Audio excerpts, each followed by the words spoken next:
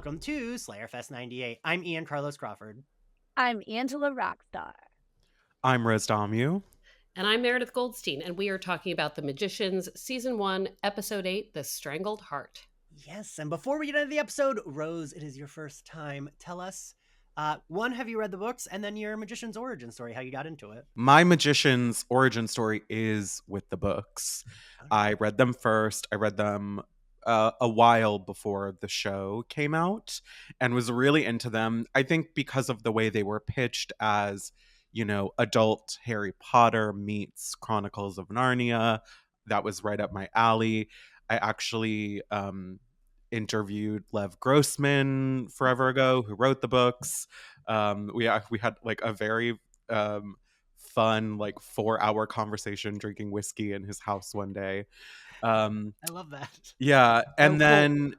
and He's so nice, right? He's the coolest, and it's actually kind of full circle because when I went to his house, I was like, oh my god, it's so like you choose how much of this to use, but he lives in this beautiful brownstone near Pratt, and I found myself thinking oh my god, this is what grown-up authors do. And now I live like 3 blocks from there in a nice apartment, so it feels very full circle. That's nice. So obviously when the show came out, I watched it because I loved the books, and then I watched the show through the end of season 4 and then stopped watching. Well, I hope you stick with us for the 5 seasons so you can do your first season 5 watch. I do understand, but I will say I think Angela and Meredith, y'all come back. The season 5 is really good. Really good. You feel the.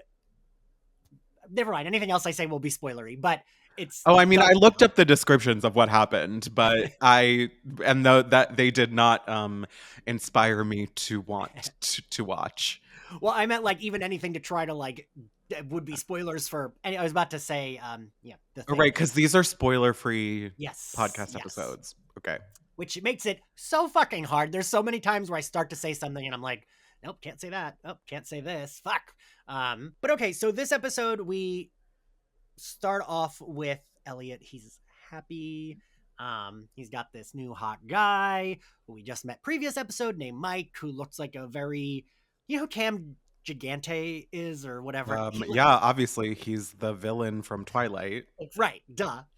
He has there's a puppy dog snoot look that both those actors have that really works for me. So I mean that in the best possible way. I don't mean it in a shitty way because they're both fucking hot.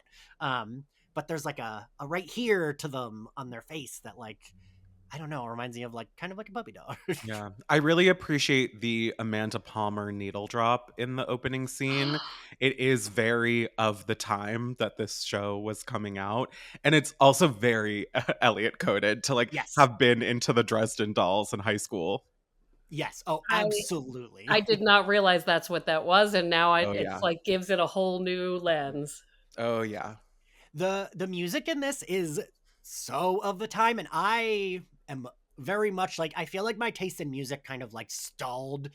It was my high school pop punk, and then 2008 indie sleaze, and then that was my music taste for the rest of my life.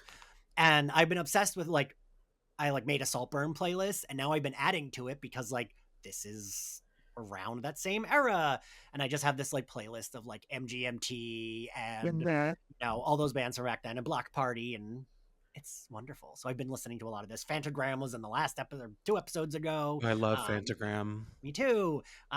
It's very, yeah. I wonder if that any of that will be stuff that's rediscovered by Gen Z.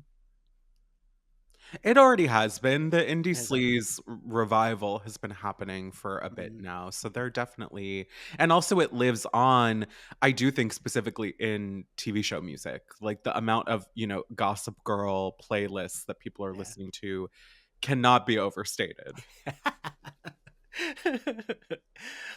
So yes, we get Elliot. He's got this hot guy. The thing I forgot early on is I feel like Q gets a little bit less socially awkward as the show goes on, because how he walks up and is oh, you made drinks, thanks guys, and just kind of takes it and is very clueless. I love this was a thing that I liked watching the show the first time I watched it. Like I remember appreciating that like I mean in 2024 this isn't like revolutionary, but I really liked Elliot and Quentin's relationship in this first season where it was like depending on how you look at it, gay guy, straight guy, like friendship, but the gay guy's like flirty with the straight guy, but not seemingly like madly in love with, just like, oh, he's cute. And so he's like always making like, I don't know, that feels like at the time we didn't get a lot of those characters. And as someone who had mostly straight guy friends back then, I very much appreciated it. Yeah, I liked the I called dibs line. Yeah. Also, Quentin has such a nice butt. I had not realized that before, but I was like, oh yeah, like Well, I those get why Mike's outfits, staring. how would you describe what what they come back wearing? Because I was like, do they sell that at Target? Can I have it? Like, it's just It's also very like, culty. yes, it definitely reminded me of a cult that I couldn't remember the name of, and yet also like maybe buried the leftovers for that reason, and just but it also looked deeply comfortable. Like I could sweep my floor in that and then go to bed. Yeah, kind of like sexy, nerdy prep school pajamas. Yes, yes. Yeah. Like they're probably expensive, even though they look like, like plain cute pajamas. I love the like I call dibs. And I do like that he also clocks them as having had sex. Yeah, he sure does. And I gotta say, the like thing that bothered me the most, I was like, these two have said they're not virgins, they weren't prior to sex, and I'm like, but they're being so weird about having sex, like. I know. I think it's mostly the acting and the writing. Because right, like it's like I would get it if they were supposed to be younger and it's like it was their first time. Your first time being as a fox, sure, that would be weird if that's the first time you've ever had sex, but like, and now I'm kind of like, that'll be fucking cool to be like, I think it was Ryan in that episode was like, oh, so they got Animorph rules, so like they know, like, so like I kind of think that's like cool. Like I'd be like, yeah, we fucked as foxes. Like, Yeah, let's what try to fuck happens as like. foxes stays as foxes. And she, I don't, I was hard to read if it was like this is like they're being kind of juvenile about this, or also if it's a her thing. Like she is so wound so tight in a particular way that like she can't. It seemed I read it as more of a her issue of You think just so? just this way she distances herself still and is like constantly setting rules for herself. But that was my take this time around. Well, Meredith, I'm glad you willingly, because I feel like I do this all the time when you're on the podcast. I'm like, as the relationship columnist, what would you tell them? So that's what I was. I don't know. I don't know, but I don't know what I would tell. But I like the idea of. I think I like the idea, this metaphor, I guess, of like were we under the influence of something? I think it kind of works, but also I'm like, well, what are the rules here? If you were into each other in this other shape, like shouldn't you just be into each other? Like I don't know if it's what I like about it is, I think about the pacing of the show, which we talk about a lot, right? And just that they're getting so many things out of the way. And it's like, what are we? Episode 8, season 1. And it's like these two people we've introduced as clearly possibly being into each other. We're going to figure it out, knock that off the table. And like that part, I like that. If they had taken it one step further and just had them embrace this and just do this right now, that would have been nicer too. But the pacing is insane. And I don't want to be, I'm going to try not to be the person who throughout this podcast is like, well, in the books, but it is a factor of the fact that the plot of the first book takes place over 5 or 6 years, and they squash it into the first semester of their grad school program. And also in the books, they are in college and not in grad school, so they're still teenagers. So it's like, a lot, it's getting to the same places without sort of the same journey, so it's kind of weird sometimes, and it's all just sped up times a million. Yeah, because after they have their awkward whatever, like, oh, we should give each other space, like I think it's like a little bit later on, but the dean says like they've already done their first semester, right? Like I was like, wait a minute, how long have they been there? Like it feels I know they're like episodes, right? But it feels a little like everyone's complaint of a lot of Netflix shows and streaming shows where it does feel a little like one long story, not like individual. And I do think the show gets a little better at doing both, kind of like Buffy did. Yeah. But these episodes have all felt like that's the next day, or like maybe 2 days have passed, not like months. But like whatever, you know. So we then where do we go? So they're all weird about that. We hands up, Alice. It was a hard sell for me when I watched this show, and Girl, her line delivery is she's the problem I have with her is she's at one frequency the entire time. There's no peaks and valleys. And it's hard because she is such a compelling character in the books and is just like, I don't know. I feel like they also like the writing for her wasn't quite fully. I mean, the writing for a lot of them, unfortunately, I would say like the male characters, the writing's kind of more there from the start than like a lot of the ladies, right? Yeah. Like Katie is so boring to me this season. I'm like, oh, she's being so angsty and heterosexual. Like it's boring. Margot's wonderful, but like she's not in this episode and wasn't in the previous episode, which is wild because she's a main cast member, but she's just not in these episodes. And you really feel her absence, even though so much happens in this episode, which is kind of a lot of the episodes of the season is so much is crammed into them. But I still was like, I could have used Margot in here. I feel like it almost makes sense that they didn't want her there just because for the Elliot of it all, because I felt like she would have been his right. Like, I mean, she's always his ride or die, and she would have been there to be like, we're gonna fuck this up, let's go. Like, we're not letting Mike get away with this. She would have like been immediately thinking of what they need to do and like to help Elliot. And with as a codependent friend, I know how that works. It's like, ooh, it would be a lot better if my best friend was here and I could like just bounce all my ideas off them and they would like know how anxious I am about all this. But he doesn't have his like best friend, and we also learned that through his confession to Mike that like who he really is only Margot knows. Like he's projecting a lot and doing like chest puffing to pretend to be this rich privileged gay guy, but actually what does he say, he's from a farm? Yeah, he's a farmer. Yeah, from She's Indiana. like a farmer in those clothes. Indiana. I was just going to say that. Now I can't remember what it's from. It's from like, Clueless. Thank you. I was like, you could be a farmer in those clothes. Why do I know that? What are you wearing? It's a dress. Says who?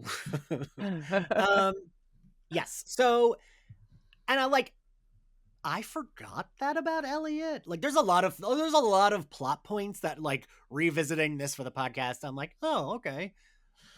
Like, the Jane Chatwin of it all is so, like, I feel like you get whiplash from, like, oops, she's Jane Chatwin. Oops, she's dead. Like, I have so much to say about it, but we'll get to it. Yeah. Then, I mean, Rose, I mean, you said it before, though. This show does do that a lot, right? Where there's, like, 5 different plot points in like one episode. Yeah. And I used to always say that this was a show where I didn't always, even when I was watching live, I didn't always know what was going on, but I had fun. Like, okay, sure, they're hot and doing magic. That's fine. I'm enjoying. Oh, Margot said something shitty. Elliot's like, whatever, like drinking. Okay, I'm having fun. That's fine. I don't need to understand the plot. No thoughts, head empty, just vibes. Yeah.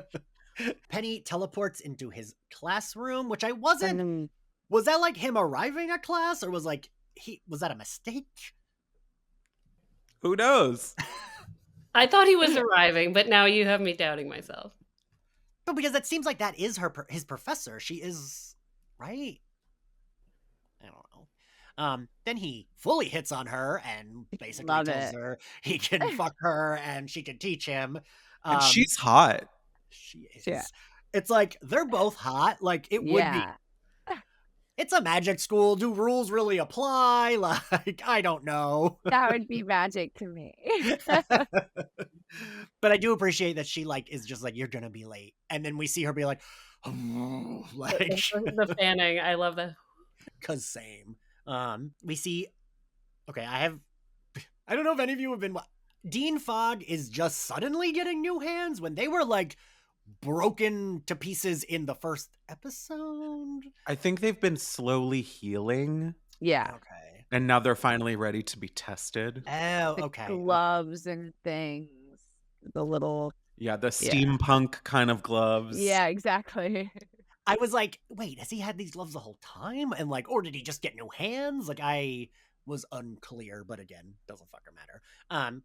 What is it? Then he like, oh wait, no, I jumped the gun. This is him telling them all about their study groups and blah blah blah. Q catches up with the scene when he catches up with that student named Gretchen. I was like, oh, like, is he gonna try to like rebound fuck with like a fellow nerd? And like, the girl was hot, so I was like, oh, good for him. But then no, he was just doing what, Meredith? He was trading to get closer to her, and just being like, like manipulating his way back to be Fox close. Yes. I do love the way he like approaches her as like, oh, I heard you have a Mr. Spock body pillow. I have Leonard Nimoy vinyls. The Star Trek references are like so heavy-handed this first season. But apparently they all were big Star Trek and Buffy fans, which makes sense. Yes. I think Lev even said he was a big, because we did an episode 0 with him, and I think even he said he was also a big Star Trek person. So then Penny is also the third in their study group, and I do like that he says, hell is real, and it smells like Axe body spray. That was so funny. I have a bone to pick with Penny. Ooh. And that is his shirts are always unbuttoned down to his navel. And I get it. He's hot, but the way he is styled is so baffling. It's like All Saints 2012, but then he's wearing like a Lisa Rinna cut off cardigan duster on top of it. And he's so hot, but and the scarves, which later kind of Quentin makes a comment about, is so weird. I just want to say that there are a group of men, straight guys in Baltimore, the Burning Men people that would have camps that would go to that look exactly like that, Right. or did at the time. And Right. when I was watching this show, I was like, oh my God, he would go to Burning Man with these camps that I know. This is he this would. style entirely is that like burner. I don't know. Yeah, And it's such a weird choice because Penny, Yeah. again, in the books, the book is a hardcore punk with a mullet. right? Yeah. And Penny is probably my least favorite character in the whole show. And it is kind of because of the way he was changed and also the quality of acting. But he's so nice to look at. That's so funny because I would say the opposite. Because when I read the books and then I saw the show, I was like, I like this Penny better. And Lev Grossman told us in episode 0 that he did not like Arjun being cast as Penny because he thought he was too hot. Because he was like, I didn't picture Penny as being super hot, and Arjun is so hot. Because when he started to say that, I was like, where's he going with this? Oh, because he was hot. Okay, I can accept that. But I mean, they weren't going to cast any. This show does not cast ugly people. Like, that's why I have a boyfriend, and I've been trying to get him to watch it, and he's like, this is like 90210 with magic. Like, there's not one unattractive person on this show. I was like, well, fine, that's fine. We don't. We can have different likes, and just, you don't have to. You're like, and. Right. So right. Yeah, they're hot. They're hot. They do magic. We talk about that all the time. So we are reminded about Mike with the moths. The scene is like pretty gross with the bunny. Wild that we set up what the 4 of us know will come of this later, of like the explanation of that. But when he like picks up the bunny and just like crushes it, and the noise, it's like, it's very visceral, which I appreciate about this show is that it does lean into horror when it can. Yeah. Yes. Absolutely. Lev even said that he really liked that they leaned into horror more than he did, because he's like not that big on horror, but he thought it worked. And I do think it works. Just like you said, Rose, it's when they need to, but they're not like overdoing it, I don't think, with like horror stuff or like the gore. No, But but it it always, definitely. Yeah, I was just gonna say it hits you like, "Whoa, that Yeah. that is dark." Like Yeah. that's true. I mean, like later when Jane dies, it's like, geez, did he just like pop her head? Like, Jesus Christ. I was like, I forgot about that part, and I was like, Yeah. for like 5 minutes, I totally forgot that he did that. Same. Oh, Mike pulls a knife out of the bunny. Sure. Then we get Julia's. We'll just cover Julia's story. We'll wrap it all up here. I have in my notes Julia ... ugh, which is kind of my general feeling about her. I do like her, and eventually I liked her way more. But like, right, the storyline in this is just so separated. Well, it's also so, like I said earlier, it's so rushed because everything she goes through, like, again, I have to be in the books person. Her story unravels over the course of the second book, and you find out like about her journey, but it's happened over the span of Quentin's entire education at Brakebills. So like, it makes sense how she gets from point A to point B, but it's so much crammed into one season of TV with a person who I think is very pretty but very miscast in her role. Yeah, it just, Julia's stuff so rarely works for me. Although I do like her being in rehab for magic is very Willow season 6 coded. Yeah, Rose, I was going to ask, because I have been I read the first book, but I have been told by friends that Julia's stuff is like later, and I guess like, do you wish it had followed a similar narrative path? And like, when you pictured a Julia, like what kind of, I'm just wondering, for someone who's as familiar with the books, like how this could have been, because I have a tough time with this plot. Yeah, it's so hard to imagine how they could have done it differently, because they were following this timeline and they had to get Julia at the point to reunite with Q and the whole team by the end of the season. So it kind of had to play out that way. And that's sometimes why I think like these books would have worked better as movies instead of a TV show, but like whatever, that's, another thing. So I don't know how it could have been done differently. In terms of casting, Julia in the books is more of like a high functioning nerd who becomes a very depressed goth, and it's just not what this girl is giving at all in any way and any time. She just looks like she like shops at Anthropology, and like that's great, I do sometimes too, but she, like, when she's supposed to be devastated and like moody, I just don't believe it. That's fair. I mean, I don't know. I do think there was an aspect of like,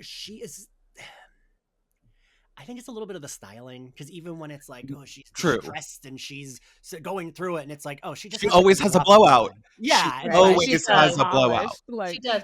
I mean, it does work for me and I don't know how much this, as the functioning nerd, like this idea of a person who is good at everything and wins everything, and like I can see a version of that where she's even has a blowout all the time, and like, so that she is so desperately needing to win whatever this is, that this gets her there. But it does, every time they switch, and it also does, speaking of Twilight, it does seem to have like like the blue Twilight filter a little bit, whatever. It's a different color when it's like we're in like, okay, now we're about to be in a bummer.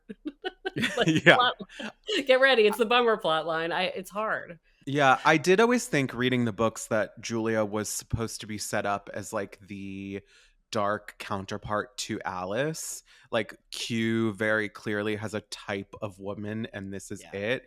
And these two women's paths diverged so dramatically, and that could not be less true in the show. And that was a choice they made. And Ian, I think I said this to you after the last time we recorded and we were talking about the magicians. Like, it does sometimes feel that, like, the actress, I think Stella Maeve. Stella What Maeve a was just name. like someone who's an agent was trying to make happen, and they were like, okay, we're going to put you in this sci-fi show and you really do not fit the part, but here you go.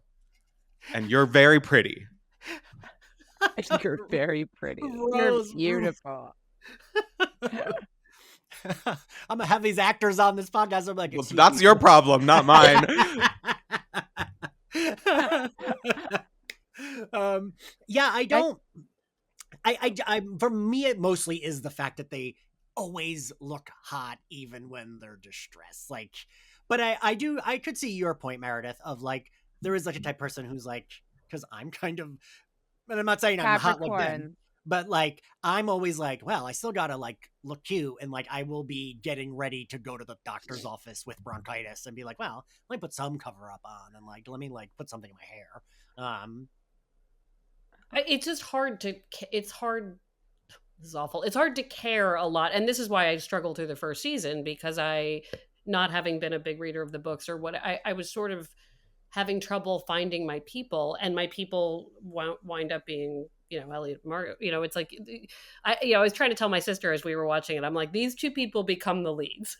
They lean into the fact that these two people are gonna carry the show to some extent in a way that I wouldn't have been able to anticipate in the beginning. And in the beginning, I was like, if I have to sit with these, you know, hedge witches for too long and just be disappointed. It's like, you know, it seems like this is like an aspirational concept. Like, I have been chosen to go to this special place that no one else knows existed. And there's a special place perhaps within the special place. And then we are with this character who is denied access, and the route she takes, I never know if it's somewhere I'd like to be, and that's a part of it, but which I understand. But I think they get better at that maybe later. Yes, I do think so. Rose, does she land for you better later, or no? Does she not really ever land for you? I think she lands better for me when she's a little more integrated into the group. I do actually like her dynamic with Quentin. Yes. And I also think, so you said you want to talk about Julia's whole plot in this episode right now. So yeah, I think when she's given someone to play off of, like Marina, I like their dynamic. I also just like Marina a lot. She's a very good character. And then Richard is an interesting foil for her. And Richard is one example, I think, of a really good change that was made from a book, in a way they sort of consolidated characters, because in the books, Richard is another Brakebill student who's more a part of the like physical kids group. And I think it makes sense to utilize him in this way. So, and then obviously, like, I won't get into spoiler territory, but he gets used in different ways.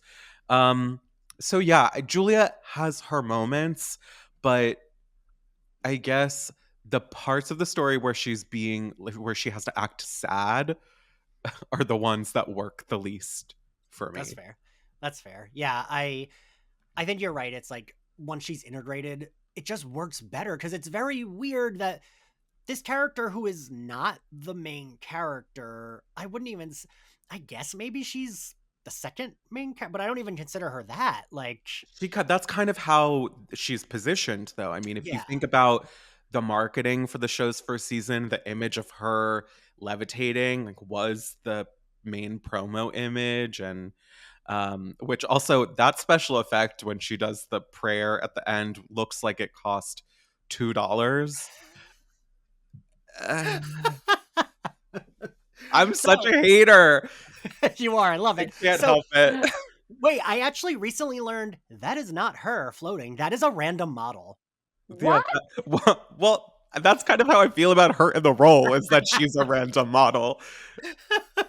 Like, I was looking it up because I couldn't tell if it was supposed to be Julia or Margot, and I've always have gone back and forth. I'm like, it's one of them. And then I happened to just, I was really stoned and I was like looking up shit for magicians for our recordings. And then I was like, oh, I bet I can find out who that actually is floating. And Reddit informed me that it is this random model who posted about it on Instagram, how like happy she was that Netflix now uses like the picture of her as like the main image. And it must be very weird to be like, that's an ensemble show cast and there's just like a random model they use for the main image. But it goes back to She's this like thing a we're stunt saying about double. yeah, but it goes back to this thing we've been saying about like them just cramming random hot Yeah. people into the show. It's also giving very much the scene in episode 1 where Penny and Katie are having sex and they just like inexplicably start floating. I love that. Sure. I mean, you know, Willow and Tara did it better. I love that too. But I do, and I agree with you about Richard, Rose, that like Richard coming in, it's like, okay, finally we're giving like Richard and Marina being with her, like we're giving her something more to do than just like be yelling and upset. Like I think that's what I've been missing is like she's just, they should have like even if they made her and Marina hate each other or whatever, they should have just kept her with Marina longer. Yeah, and they could have Because kissed. yes, they could have. And I would have been into that storyline. And like, I do agree, like Marina's awful, but she's a fun character to watch. Like I love her sauntering in here to be like, I'm sorry. And then basically being like, I'm actually not sorry. I could fucking kill you. Like, whatever. I love her. Yeah. I had forgotten how much she's in this season too. Like in my brain, she was just like in like 2 or 3 episodes. That's it. But yeah, I love that she comes into rehab, but I do think Marina meant it when she's like, I actually kind of liked you. Like, I do think Marina wasn't lying there. I think to Marina, she was coming in there to be like, we're cool. I kind of like you, but she just is a dickhead. So she couldn't possibly deliver it nicely. Right. And I like, when Julia's like, such a bitch. And she's like, yeah, well, you shouldn't be apologizing to Quentin, and just like throws the letter at her. Yeah. Which is kind of crazy because when you think about it, like I know that Quentin did sort of gaslight Julia and lie to her, but what she did to him was so fucked up So much worse. that Yes. even when she's writing that letter to him and she's like, dear Quentin, fuck you, like go fuck yourself. It's like, well, you like trapped a mentally ill person in their own brain and made them think that everything that was real was in a symptom of their illness. Yeah. So I don't know about that. I don't know if like it's okay to set up their two things as being equally bad. Yes, because prior to that, I would have said, yeah, sure. Like before she trapped him in that, they have like an argument where they're both kind of being assholes, and like he's like, oh, you knew I liked you, and she's like, we were best friends. But she's also like, tell the school to let me in. And it's like, girl, what could he do? He's a freshman. Like, yeah. You think the dean's going to be like, yes, a new student, I'm going to listen to you and let your best friend in. Like, there's no way that could happen. And so I liked that of like, okay, they're both being assholes. But yeah, then what she does, trapping him, it took me a while to like forgive her when I first watched this, because like that is just like kind of unforgivable. I don't know that I would get past that with a friend, right? Like the friends also very season 6 Willow. Yes, that is true. That is true. Because a friend's like knowing what they know about you as a friend to do that. Would it be fair to also say that whereas in a Buffy, for instance, where there is this remarkable, well, I mean, I guess they're meeting, right? Buffy is new to them, but you're meeting these two people in the magicians who I'm told have this very lived-in friendship, and I don't feel that often. I think about some of the talks they have in the first few episodes, but maybe I have less interest in defending her, caring about her, because I haven't seen this thing that has existed supposedly in their chemistry. I was just gonna say, I think I forgive this show like so much all the time because I'm just not like I was like, oh, I accept this because they've grown apart and she had a boyfriend and like she's still kind of pushing. Like I accepted that they were friends that just kind of they had this bond as children, but as adults, they were just they were friends because they'd been friends a long time, but maybe not because they shared interests or maybe even still liked each other at that time. That's how Right, I like always thought of it. Like I could clearly see, even though she would go in and check on him at the party or whatever, she had her own man. She's sitting there talking to him. She's like, come over, and he's like, ah, like they have this like a- different interests grown apart kind of thing going on. I always thought, I don't know. no, and I do think that's real, right? Because we all have those friends where it's like, oh, we were really close, and it's like you still care about each other, but you just have Right. nothing in common.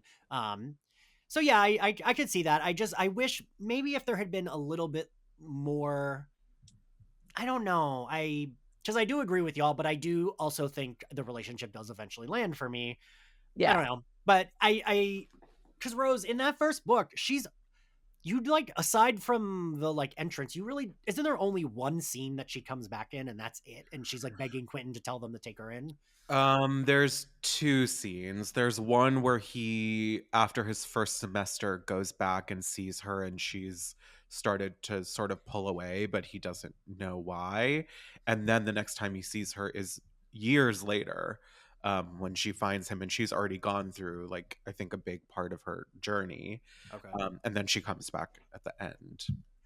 Because I remembered in the first book her really not being in it that much.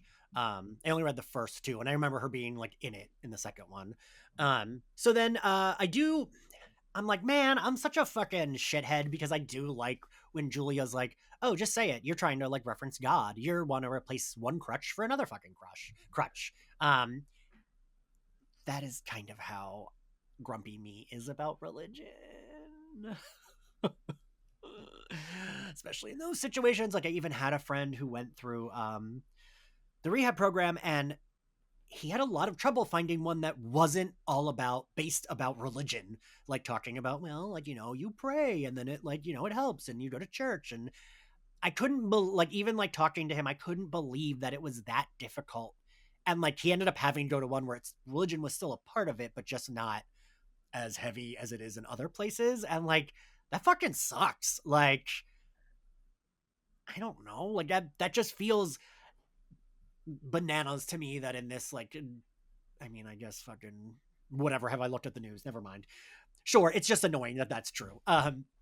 So I agree with her, but I also like that Richard, he does good like group leader person well. Um, but I like that he's like also just not he just is nice, right? Like, we learned that he did go to Brakebills. He recognizes her tattoos. And what does he tell her? I didn't write it down. What does he tell her about the person he like sets her up to meet with? I forget how he describes her. Because it's like Julia doesn't know who she is, right? No, that's, I think you're thinking about the next episode. This is the one where he gives her the Right. prayer Right. to do. Okay. Gives her the prayer. Right. I'm thinking of, yes, you're right, because like I said, I watched a bunch together. Yes. So he gives her that prayer to do. I do like that. And I'm trying to say this without spoilers. He gives like, as a lot of like youth group people, heads of that, they always have like a little bit of a creepy vibe. And he almost has it, but then you're like, oh no, this guy is cool. Like I feel like Yeah. do a good job of like being like, oh, is this guy gonna be an asshole? Oh wait, no, he like is trying to help her. He's cool. Big youth pastor energy. Yeah. I remember I went to a youth group because I had a crush on a guy, and my parents were very like, is he becoming religious? What's going on? Like it was very like, why does he want to go to a youth group? And the youth Religious about that dick. yeah, it was literally just because I had a crush on a guy. And like I would have my mom drive me late so I didn't have to go to their like discussions because those would always be miserable. And I would go for like the pizza and like playing hide and seek in the church. Yeah. The things we do for dick. But yeah, so I'm trying to like think of how to wrap up Julia's storyline. Meredith. What is it? Is it just she does her homework assignment and she I mean, wrapping up Julia's story, I like this part where like this is not, she says, right, like this did not feel good, this did not feel right, that right, this is sort of how we I don't remember this is her last moment, but you know, she comes back to him and is like, this how does she, I can't remember the language she uses. She says, it didn't feel like I was doing a spell. It felt like a spell was being done to me. Yes. And that she'd never felt that much energy before. Right. So everything now we're saying, I'm like, yeah, Willow season 6. Yep. Yeah. Right? Yes.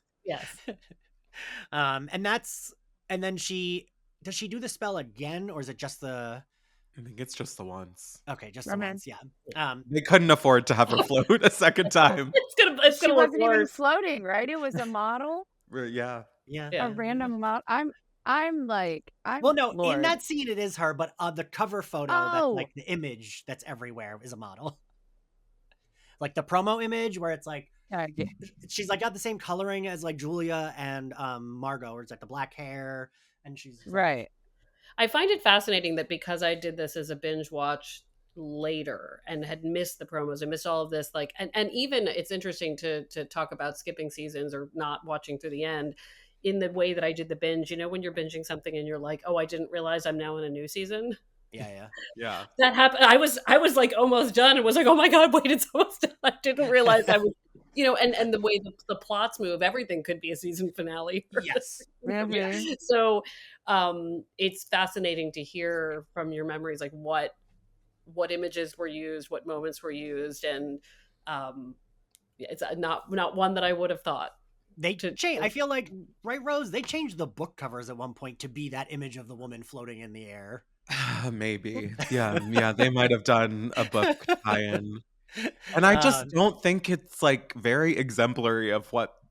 Yeah. It is exemplary of, I think, the show they were trying to market, but not necessarily the show that they actually made. I would say, like, I feel like that's kind of the show in general this first season, like, right? Like, I feel like season 2, a little bit of spoilers, but they like wrap up the like cliffhanger very quickly. They wrap up like that plot, like 2 episodes in, and then I feel like they're kind of allowed to do what they wanted, and that's when the show like gets like immediately better because it gets queerer, it gets more violent, it gets sexier, and it's not sexy in like a CW way. It's like, okay, these people are like fucking. Yeah, I don't know. I feel like season 1 suffers from like what you just said. It's like I feel like I can feel sci-fi being like, oh, you got to show more of this couple. Ooh, make sure you show this couple. Ooh, like this person looks hot here. Have that image. Unbutton Penny's shirt, another button. Go down one more. Go down 3 more, actually. Wait, but put a scarf on him. Add a random scarf. All right, so now we're done with Julia's plot. Where are we? Brakebills.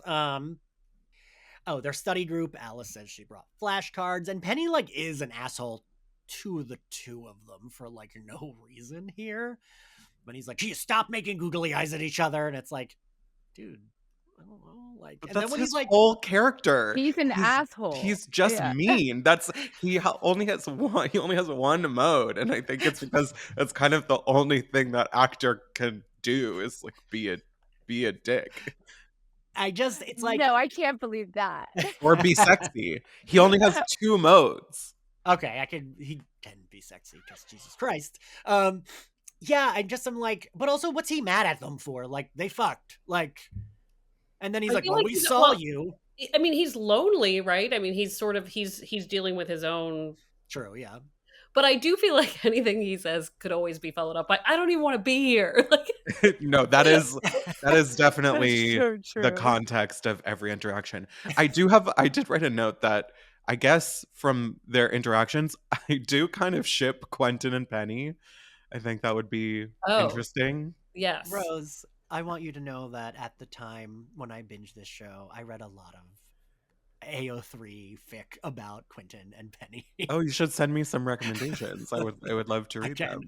Okay, great. It's weird that, like, despite being a character that is very one note and angry with everybody, for some reason that makes me ship him with everyone, like the teacher, that I would just want to see how it plays out. And because toxic assholes get shipped with everyone all the time. Yeah. That's the one. Yeah, it's the Draco Malfoy effect. Oh, that's it. That's it. Even though he's wearing a vest, this show is obsessed with vests. I have to say, A good vest. everyone wears one at some point. But I guess that's very of the time period. I had a lot of vests. I did have a lot of vests. I can see you in one. I can really picture it. I definitely was like striving for the Elliot look, but like landing somewhere closer to Quentin. I like that. Yeah, like that Elliot look is elite. It is, I right? think. It's very of the time, but he wears it well. So like he looks like real cute in it. Yeah, I was very also very of the time. Sorry to interrupt you, but also very of the time is the way that the cottage is decorated. It's giving very much like a bar where you could play Flip Cup in Williamsburg in 2013. Yes. Like the big neon sign that says "Tada." Ta-da. What? And Love they it. think they're cool. It really I don't know about that. It's so funny and yeah, the tada is sticks out in my head so much. Like that's what I think of when I think of like Brakebills. Oh, the stupid fucking tada sign that was in the physical kids college. But right, Rose, in 2012, you would have thought that was cool. It would have been like someone would have thought it was cool, not necessarily me. But yeah, if you were like doing pickleback shots somewhere, like yes, there would be a neon sign that said "Tada." Go back. Rose, I feel like a lot of the things you're saying are like roasting past Ian. Oh, Well, past me too. I'm not gonna lie, but I just got over it quicker, I think. Fair. So yeah, they're like he does tell Quentin like you act like a stalker and then pretend not to be interested. This is another thing where I can't tell. I'm like, is he disinterested or is he just like, are they just writing him to be too awkward? Because it feels like she's the one that's the second one. You think so? Because she's the one that's like, let's give us space to see, and he's the one that was like, what? We had sex after we were foxes too, like. So I don't know. I don't feel like he's pushing her away. Like I didn't read it as him pushing her away. I read it as him just being a fucking awkward person with no game whatsoever. Yeah, it's giving neurodivergent. Yes. I feel like a lot of them are upon rewatch. Like all of them. Yeah. There's a scene later when Alice goes to visit Penny.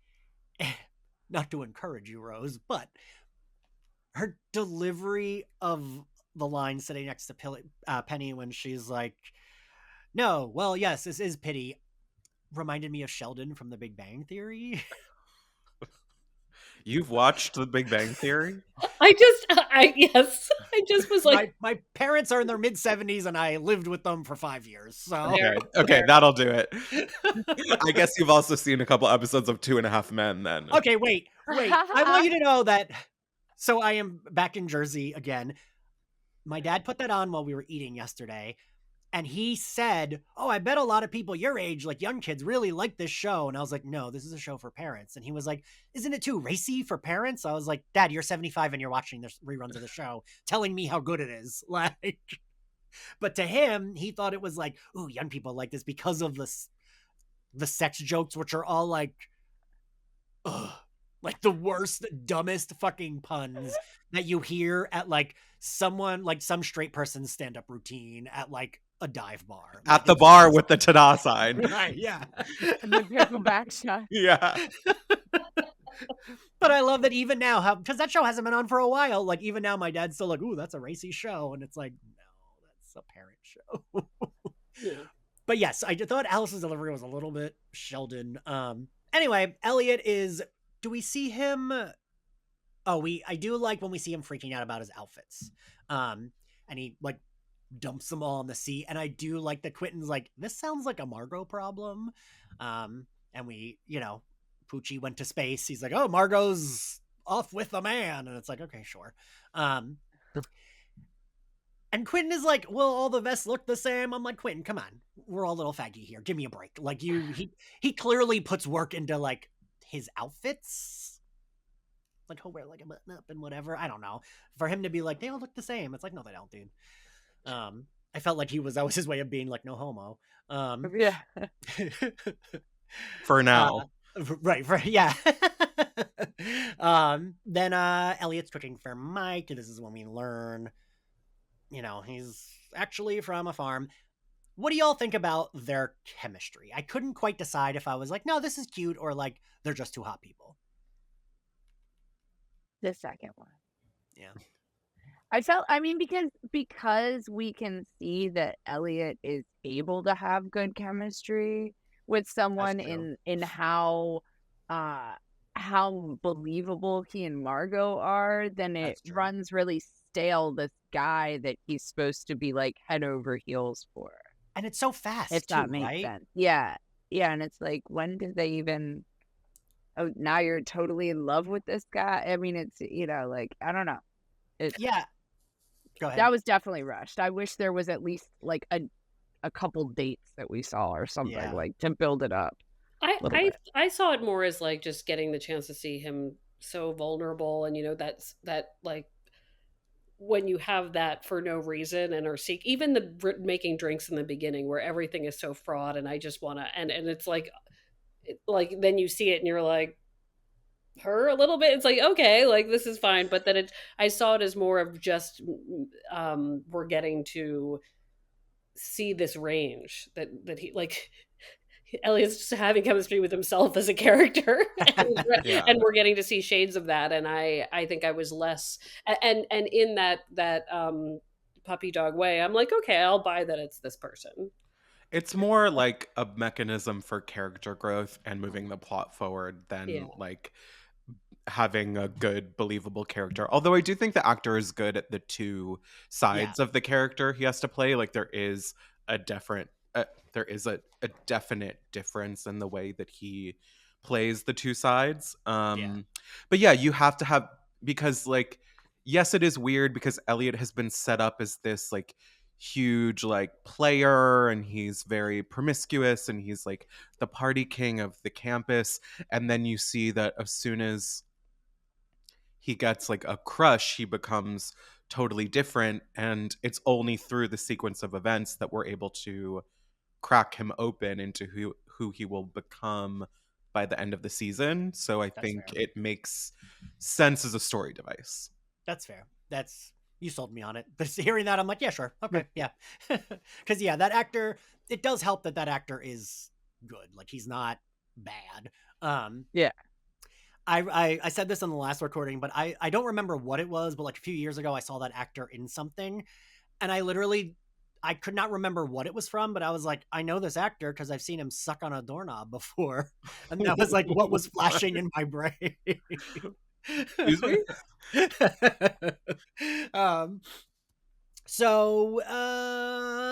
What, they have this very nice dinner. It is weird that we don't see we just kind of see the happy side of the day. We don't see like Mike leave. And I was like, oh, did he like beat up like Elliot? Did he like, zap him or something? But like, no, Elliot's just elsewhere. Mike approaches Penny and Quentin while they're having this like kind of argument.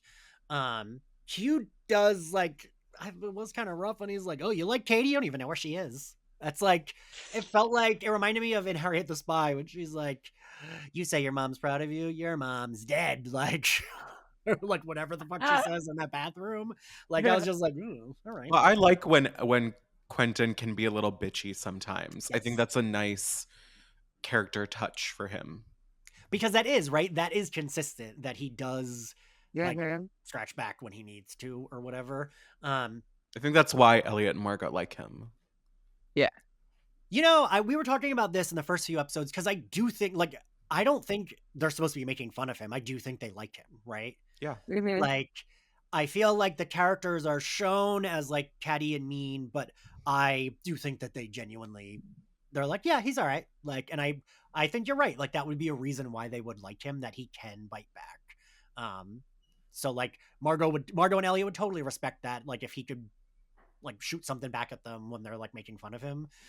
I feel like that's kind of like they respect that. did forget that Penny does like jump in to defend Quentin, and that's how he gets stabbed. And I was like, that's why we ship them. that's why I Yeah. read that fic. And he gets stabbed. What do they call it? The curse. Who the fuck knows? There's so many like proper noun names for things, like where you can hear the capital letters the beginning of the word when they say it, and it's always like, Quentin has to info dump something from the Fillory books, and yeah, I don't know what it's called. It's an important knife. Yes, an important. Hold on, wait. I feel like I can find it somewhere in my notes. I know I put the curse. Let's see. Oh, maybe I didn't. No. Oh, Virgo's cursed Virgo blade. I like important knife. I think it has a ring to it.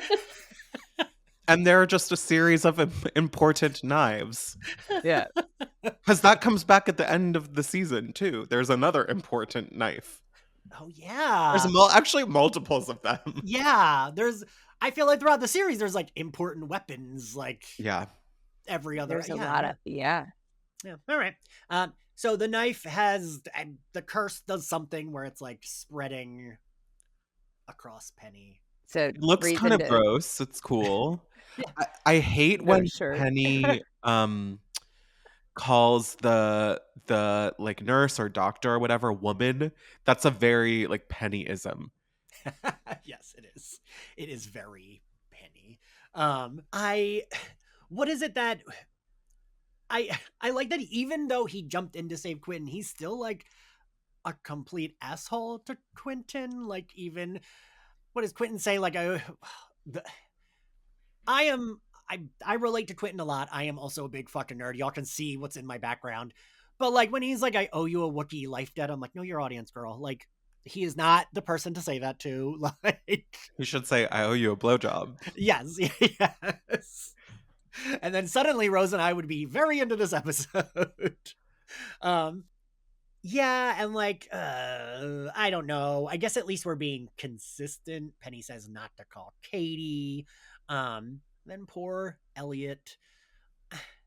I hate seeing, like, I'm curious what you think about this, Rose. I think Hale Appleman is so fucking good, and I think this episode he does a really good job with just facial expressions of like showing the hurt, showing that like, well, this is a traumatic event for him that he will hold on to, like, and when he has to like kill him and he's like shaking, but like not crying, but just like shaking with like upset rage.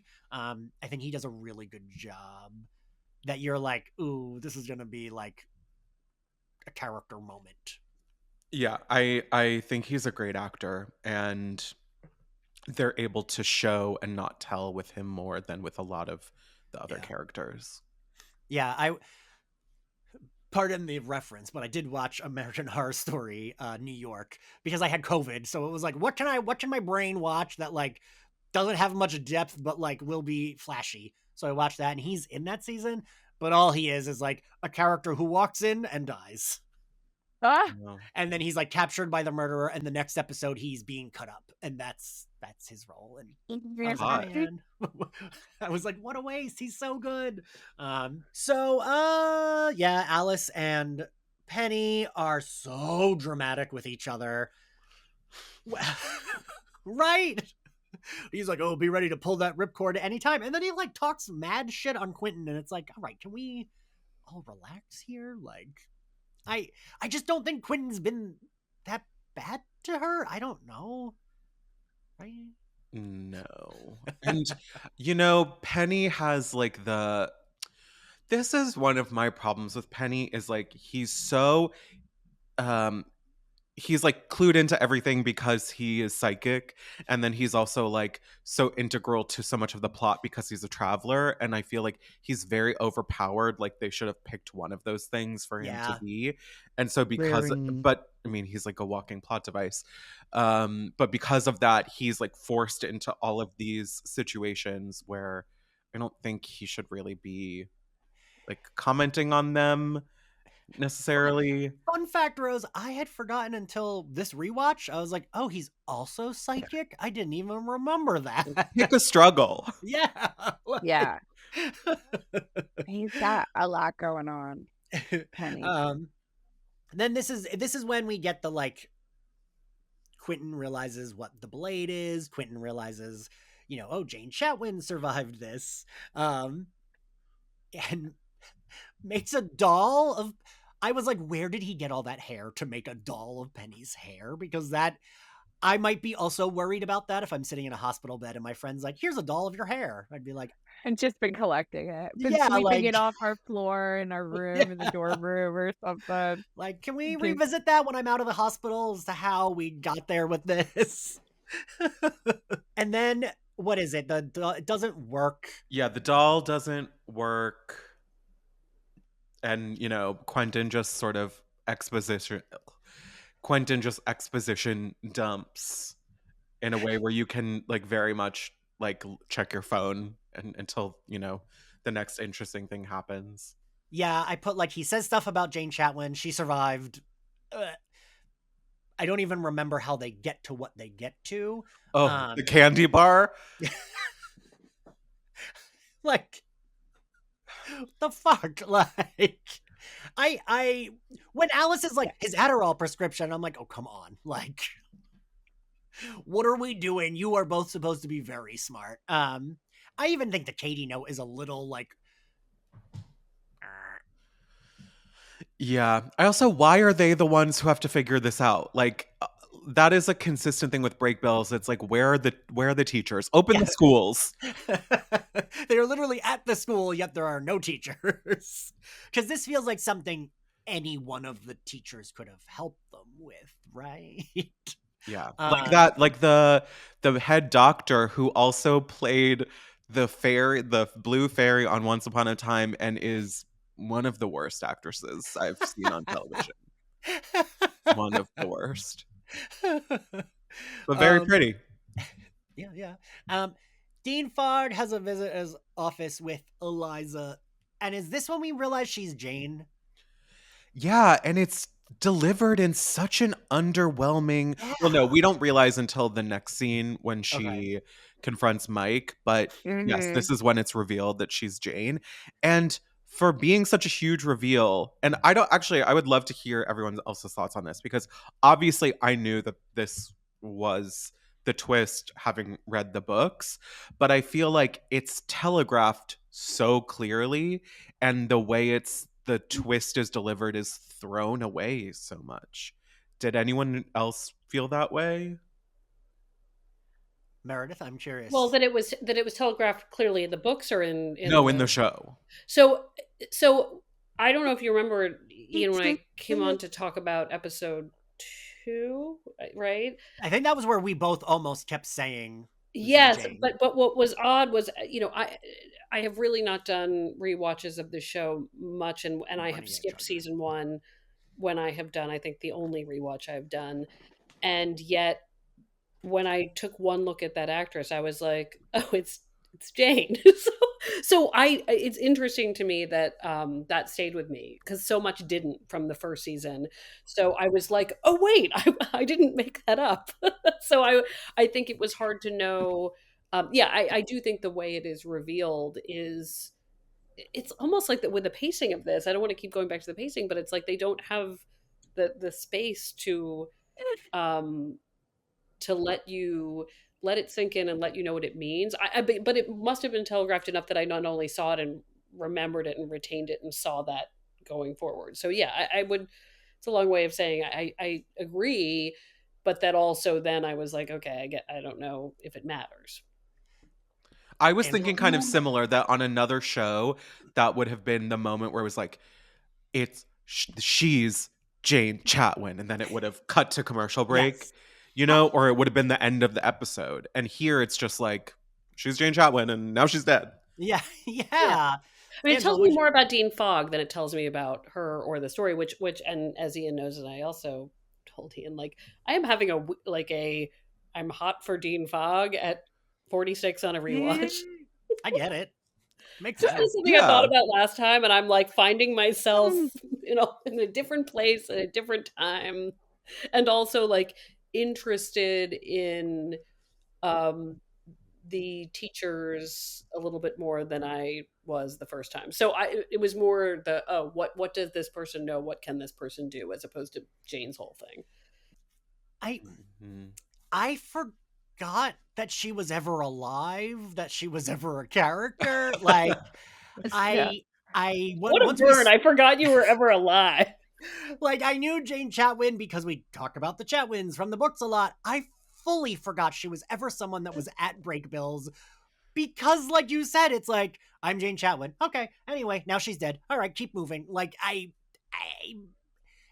also feel like she should have been able, like, she is a big deal. It seems like she should have been able to at least put up some kind of fight with him. It's such a weird choice of how to end that plot line. I also think this is random, but I think it's really funny that she carries such a big purse, and I kind of want her to do a what's in my bag. Like, what does she carry around with her? I love that she always has that, like a shawl cape kind of Yeah, thing? it's a cape. I And love the it. purse, I love that. which So is cute. another thing that telegraphs that it's Jane Chatwin, because that's what Jane Chatwin wears in the flashbacks.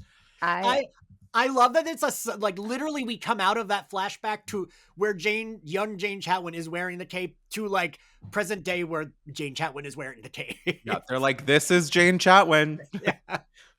Sorry, Angela, I interrupted you. No, I was just I've started, since we've been doing the rewatches, I've started watching it with my teenager, Radia, and in the first episode, she got who Jane Chatwin was. Okay, And I so was that like, answers the question. how are you doing this? And she was like, it's obvious. I mean, if anything, let's just go off of their accents. They're the only two. Now let's go from the styling. Now let's go from she slipped him the book. Oh, okay. Like, I mean, like, my daughter was just like, I was like, all right. But Your keep daughter's like, what, watching you it freaking with stupid? me. Of course it's Right, Jane yeah, Chatwin. exactly. I love like, that took me a while to get. I don't know.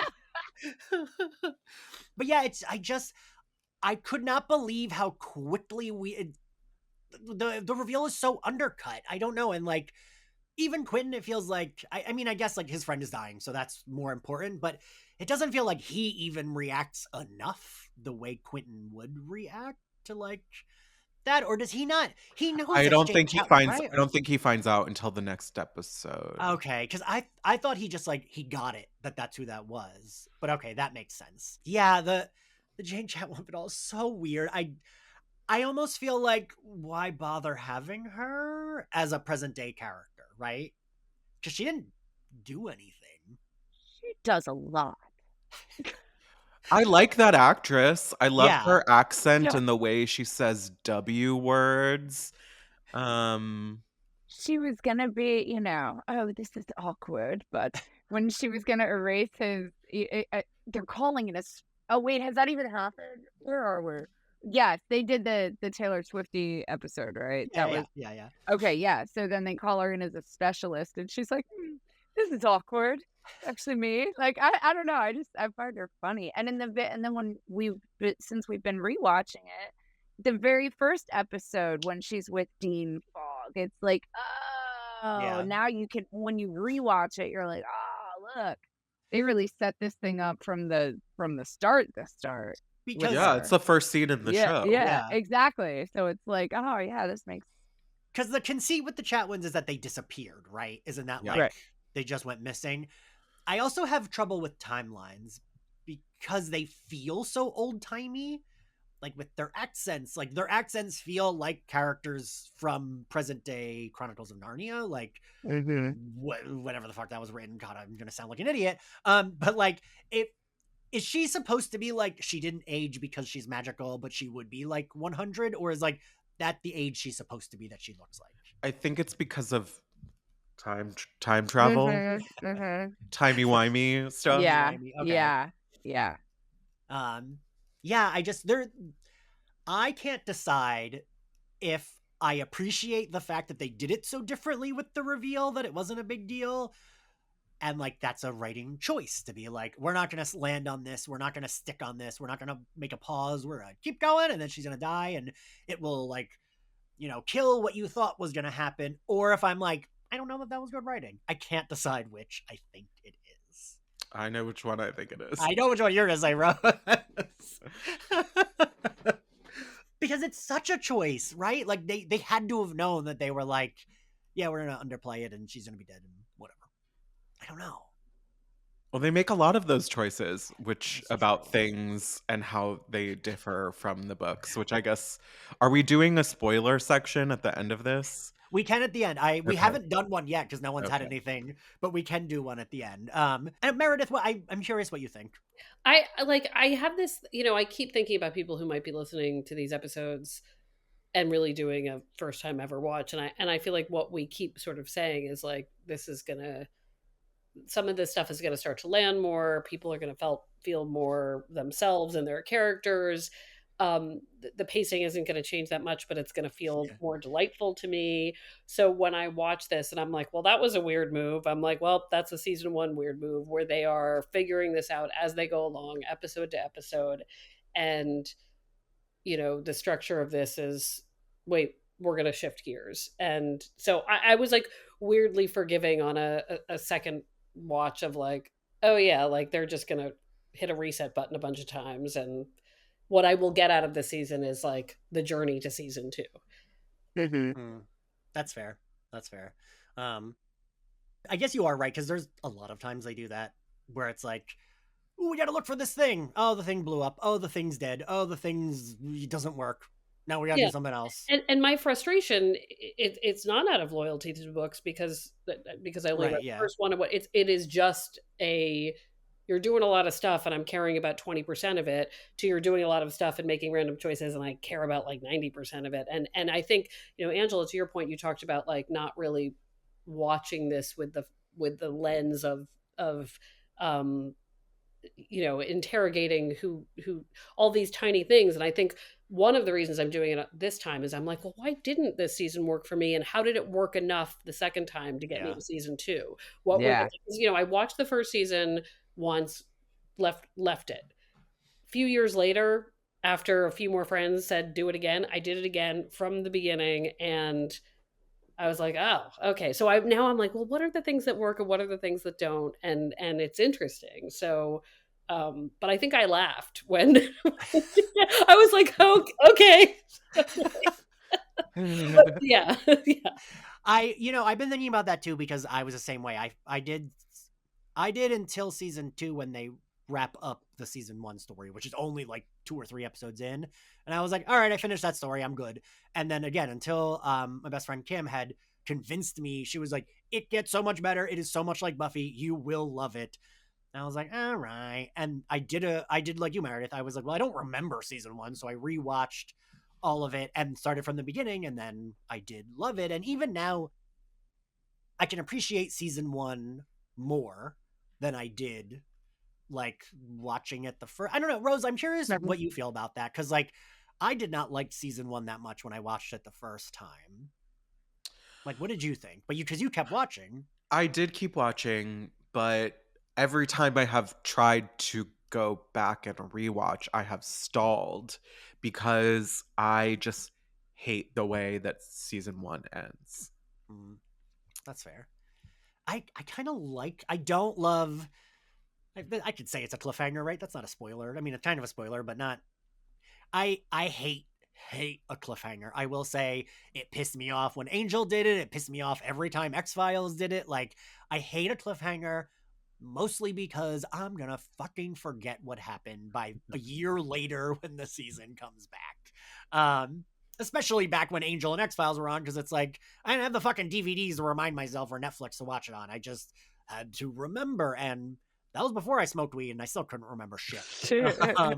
So like, but I kind of liked the, I don't know, It's just such a weird choice. We keep talking about the pacing of season 1 to rush through so much of the story and then extend the conclusion of it in such an arbitrary way through the beginning of season 2.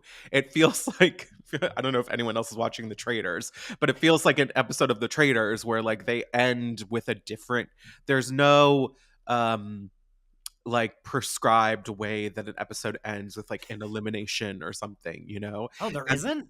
No, this most recent episode, there was a huge cliffhanger that I'm really pissed off about, and I get that that is important. It like makes people keep watching, but I guess now I think we're more used to in the age of streaming, like you want a show to come to a satisfying conclusion at the end of a season because it could get canceled.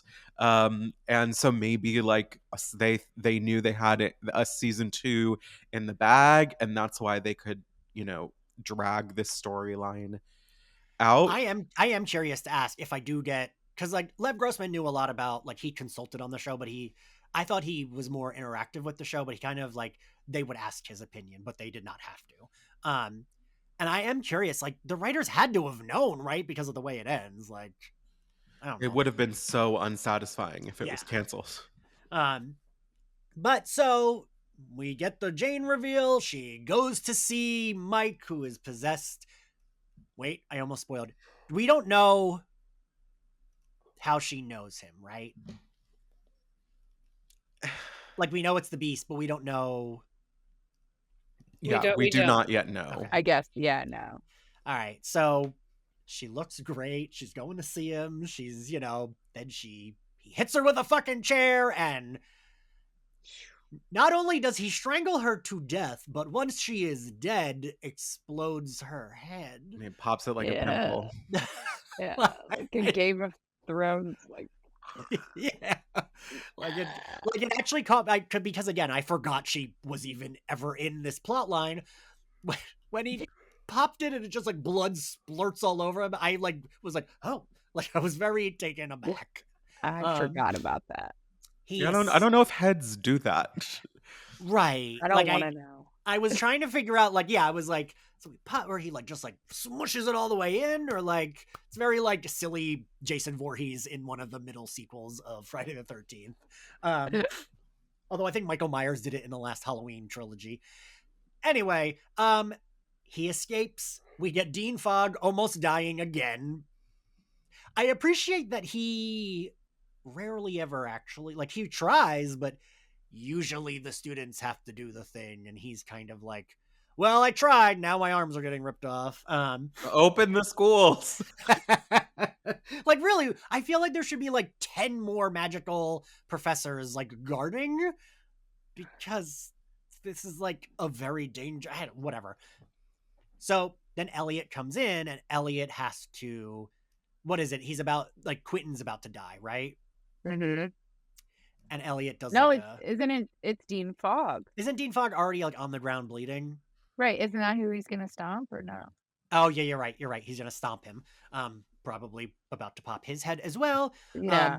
And fucking God, I felt so. I mean, I'm also very depressed and emotional. I cried at the look on Elliot's face when he had to fucking kill him. So I was just like, yeah, poor Elliot. Oh God.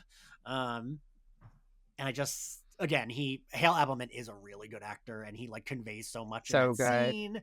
And it's like a quick, and I almost feel like they do Elliot a little bit of a disservice here, because it's like we just go then where I'm like, Alice and Quentin are happy they're alive, and I'm like, okay, but like Elliot's really like traumatized. Like, are we gonna, I mean, I know we like do address kind of this, like what's going on, but I felt like, are y'all gonna go see Elliot? Like, he had to kill his boyfriend. Are we gonna? But like most heterosexuals, they're only thinking of themselves. So they're like, we're alive, let's kiss. And it kind of like brings them back together. For better or for worse. Yeah. All right. But so now that we're at the end, favorite outfit, Meredith? Well, oh, I should have been prepared. I'm gonna say that. What am I talking about? It's our cult outfits. It's our post Fox cult white outfits. Rose? The sexy professor in her button down and tie. That's my favorite outfit. It's very like 90s Julia Roberts. Ooh, yeah. Angela? I'm going with Julia's touched by God nightie that she wears. It's just a little bit of a peekaboo. There's a little reveal, underneath. It's having that kind of light shining moment as she floats. So I thought y'all And were gonna pick the same thing as me. I picked Jane Chatwin's death outfits. I think it's cute. I think she looks really cute. really cute. Yeah. But the capris were weird. Yeah. I just also appreciate that we see her as a child in flashbacks and we see her as an adult and she dresses exactly the same. Trauma response, Yeah, true. They keep Jane the same, that child actress, but the Martin changes, and I think the other one changes too. Yeah.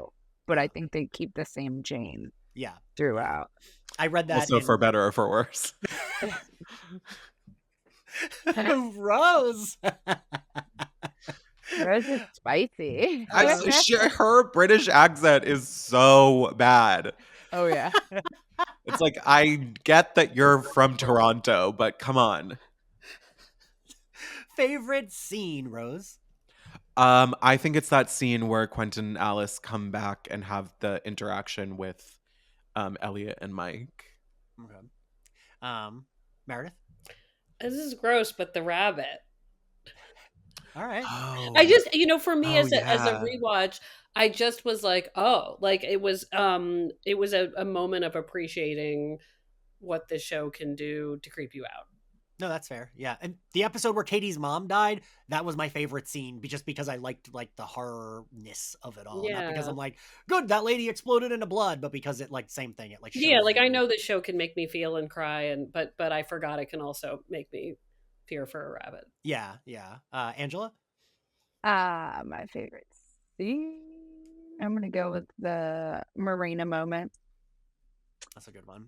When she's telling Julia, but I think that and Rose, I would tell you, I really do also hope that you watch as we go through the final season, because I feel like after you watch everything and then you do this rewatch, the show really, for all over the place as it is, there's some cohesive threads throughout the entire thing that you're like, wow, oh my gosh, I didn't even look at that thing that they're gonna do way over here. Like Easter eggs everywhere, kind of, that I'm like, all right, as we rewatch it, or as I've rewatched it in life. Angela, I was gonna say, I have noticed that this watch. I've been like, oh, we go back to that. Oh, that's cute. I didn't realize we did that. We touched upon that in season 1. Right. My favorite scene, again, is because I like the horror of it all. And I don't like that Jane Chatwin dies after the reveal, but that scene of her head being exploded and then him coming out and almost killing Dean Fogg and Elliot having to come in. I love a action-y horror type moment, and it's very that. What grade do we give this episode, Angela? I love this show, and I didn't think I would do this, but I'm going to give it a C. There was no Margot. Fair. There was a lot packed in, so that's why. I mean, I think they did a lot in it, but it missed. This one is one of the ones that I think is less fun. Yeah, certainly. And so for me, that's a C. It's funny because season 1, there's certain things I plot lines I remember, but I never a lot of the episodes. It's just a lot of plot. I remembered Elliot having this boyfriend who is evil or possessed. Also, wild. This is a stupid reference, but in the second X-Men movie, when Lady Deathstrike, we learned that she is only doing attacking the X-Men because she's being mind controlled, and then she gets murdered by Wolverine, and it's well, but okay, this guy was not evil, he was being controlled, and they're just well, now he's dead. We had to kill him. Yeah. I appreciate that we don't do the moral shit of well, we can't hurt him. It's well, no, if he's murdering people, you gotta do what you gotta do. Is that kind of what happens to Pat on Buffy? Yes. Yeah. Totally. Just I love Pat. I love Pat too. I'm always Pat never did anything wrong.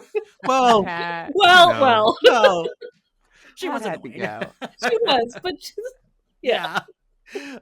Meredith, what grade do you give this? I'm going to give this a C too. I felt the absence of Margot acutely, and also the Quintel stuff is rough, and it just felt like a lot of moving pieces, that a lot of promise there, but I feel like this is an Elliot episode to carry it, but not enough to get me into the bees.